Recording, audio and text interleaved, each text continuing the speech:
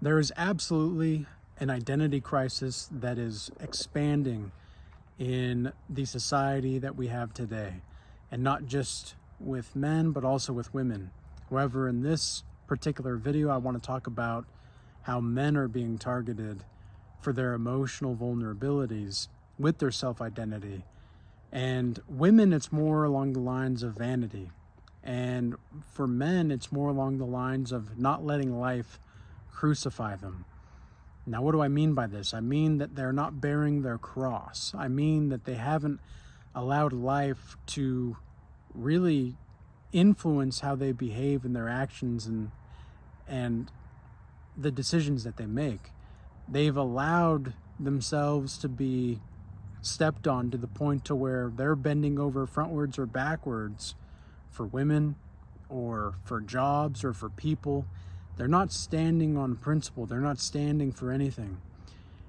Even if a man has a principle that I do not necessarily agree with, but he stands by it, I have more respect for that man than the man that says one thing and does another.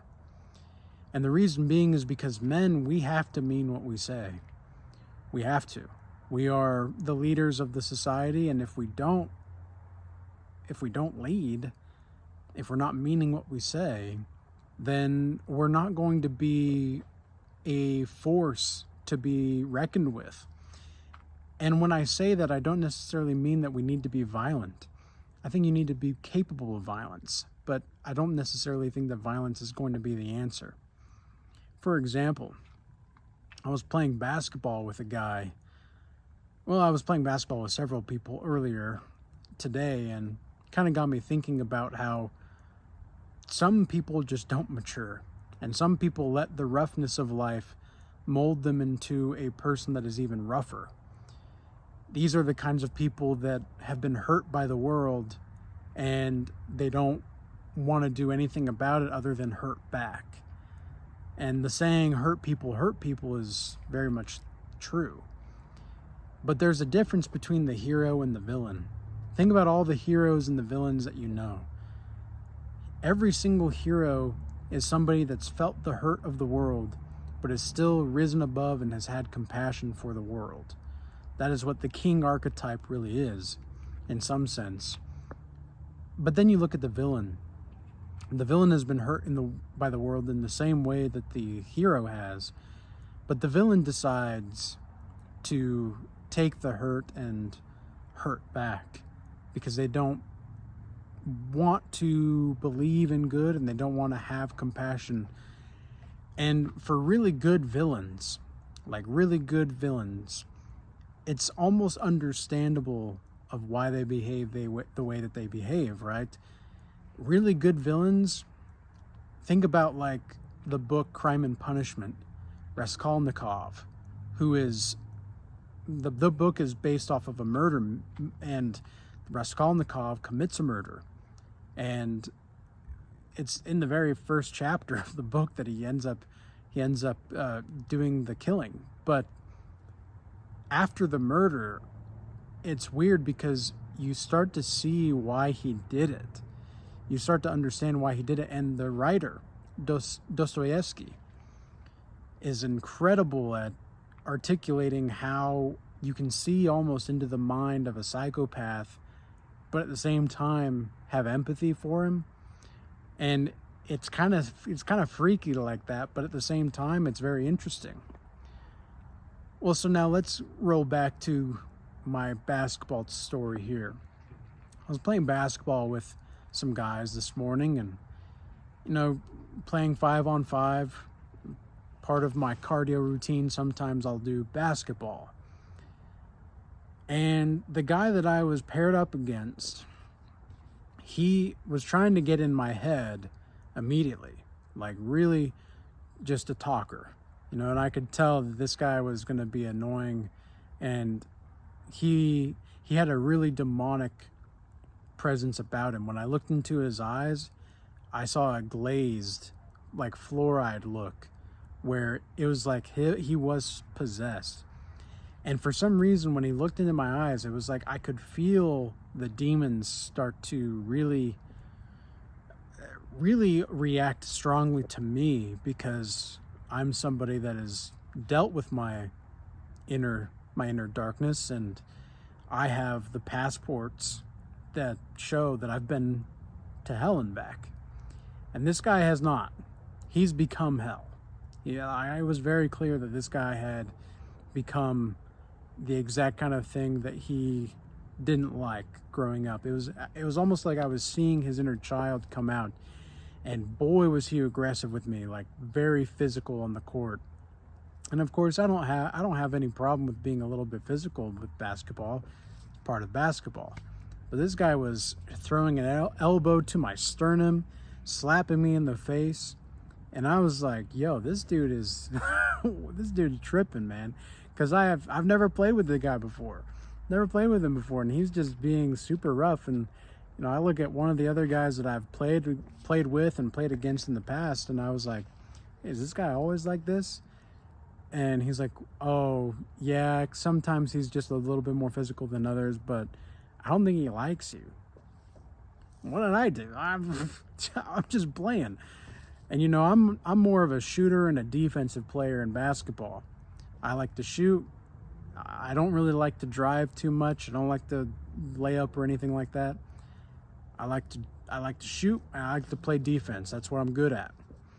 And I made a couple of shots on him, and then afterward he said, "You're never gonna make another shot again with me." He's like, "You're gonna miss." And then he looked to his other friends around, and he's like, "He's gonna miss every time he's around me."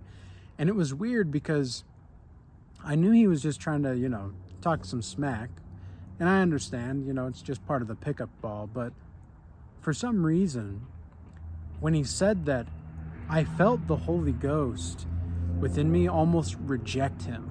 It was like there was something within my mind that was telling me, this guy's trying to cast a spell on you. And it was weird because I never get that when I'm playing basketball with people. Like, it's usually pretty just, we're pretty practical. But for some reason, this was a very spiritual event. And it got me thinking about how many men just don't grow up and want to see other people not succeed. Like, this was a grown-ass man.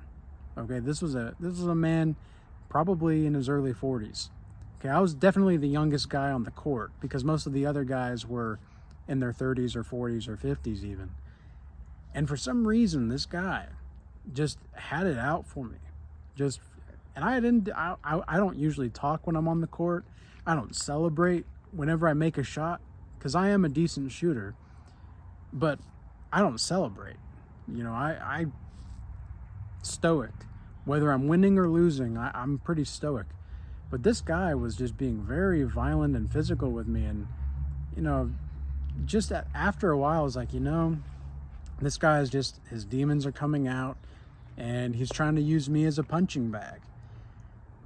And I realized that this is the kind of man that is being targeted by society. I could tell that he's very much into lustful thoughts and such because there's a big window from the basketball court into the weight room, and so you can see the people walking by as they go into the weight room from the front desk over past the basketball court into the weight room, right? So every single time a woman walked by, he would look. Every single time. So this guy is definitely in the world, okay? And I don't know what his deal was, but this is the kind of guy who probably growing up, I don't know obviously I don't want to make too many speculations here, but it made me think about how this is the kind of guy that's gonna be most people in about 20 years for this generation. They're gonna be bitter, they're gonna be angry, they're gonna want to see other people fail, and they're gonna want to see other people that really just don't have a good heart. They want to see people and their compassion be destroyed. They want to see people like, and of course it's just game, like it's just a game, but this didn't feel like it, especially because I never have these kinds of interactions, spiritually speaking, like on the court to that degree. And that's one of the reasons why I was prompted to talk about this kind of thing. But we have to understand that these also are the kind of men that never really grew up. Okay? They never grew up. They never learned how to introspect. They never learned how to develop any self-respect. And they never learned, who knows what happened to that guy. But nonetheless, it doesn't mean that you get to treat other people the way that this guy was kind of treating me and other players on the court. When he wasn't guarding me, he was doing very similar things to other people.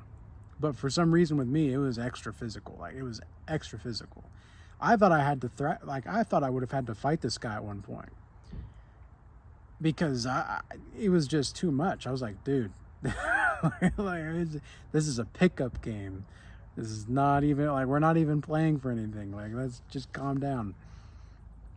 But this is what happens. And so, as a man, it is vital for you to self-reflect. It is vital for you to know your triggers.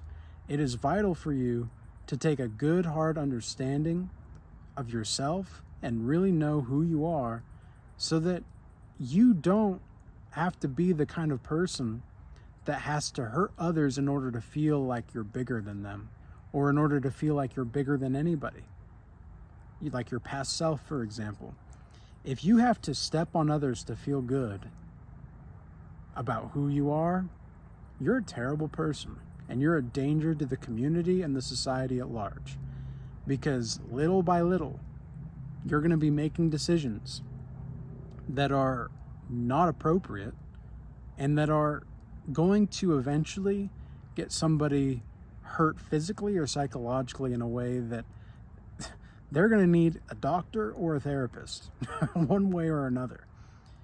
And so what I would encourage all men to do, because this is not just it, right? Like, there's so much more to this topic.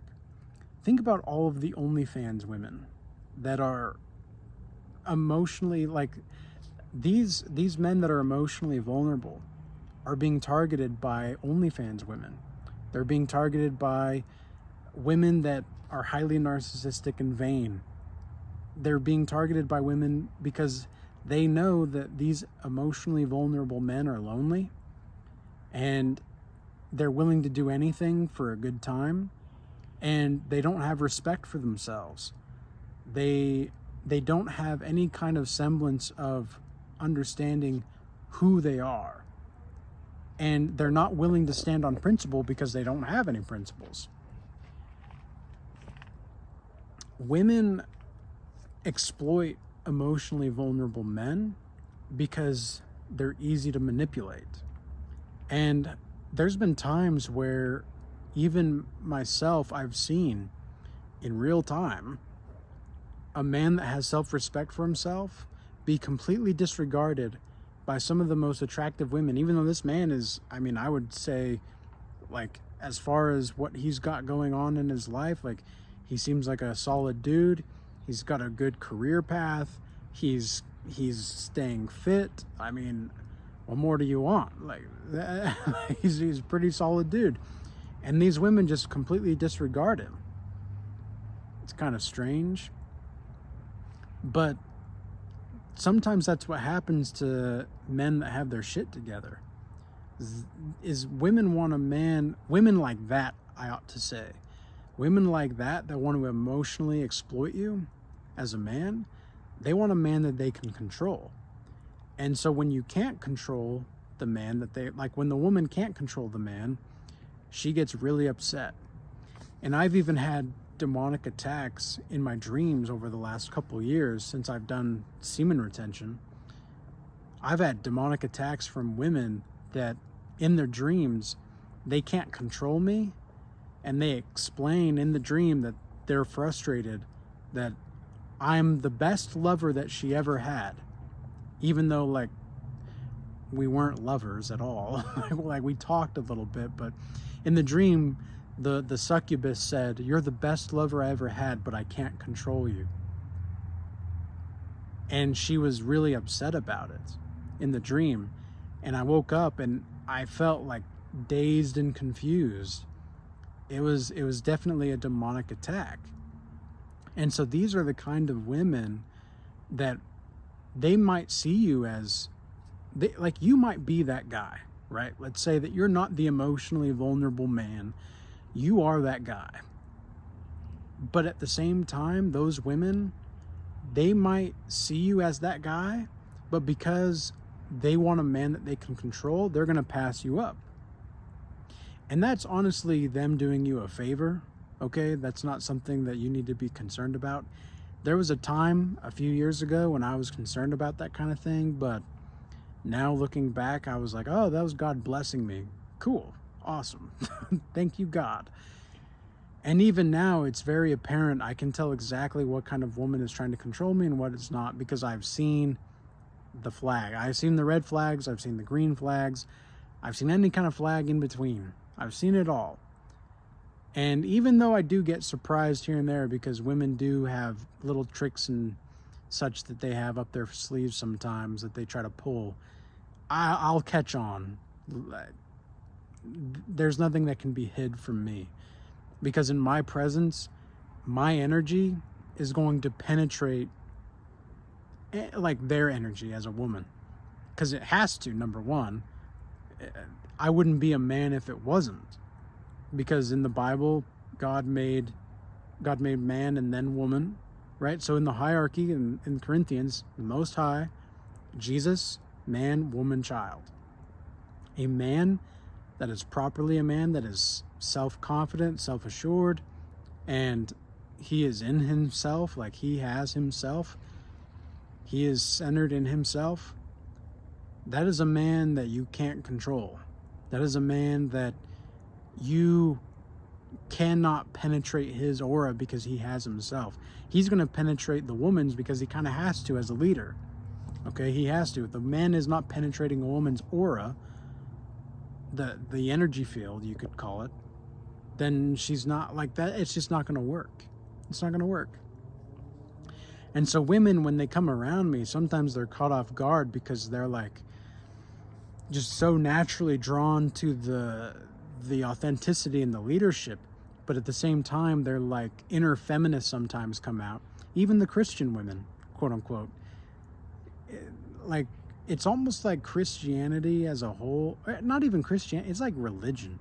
Like religion as a whole, if you're like religious anymore, in some ways, I don't think women can respect you. And what do I mean by that? I mean that you have to operate purely from spirit and truth, because I do follow Christ and I do think that we ought to follow Christ, but the religious spirit is too heavy. The religious spirit is too much. And that's another way that emotionally vulnerable men are being exploited, is through religion. I mean, that's a whole other topic on its own. But I think I made my point pretty clear here. And with all that being said, I want to appreciate everybody that's been not only moving from YouTube and to X and to Rumble recently, and I want to appreciate and thank everybody that is in the Regal Change Academy, that is participating in the free Discord channel and the paid community. And that's really the place that if you want to build yourself, or you want to develop yourself, or you want to be simply a part of the godly community that we have available, then this is going to be the place for you, because we're going to be helping people grow closer to God, achieving their fitness goals, strengthening healthy relationships, and helping people build their brand and purpose. And with all that being said, peace be with you all. Till next time.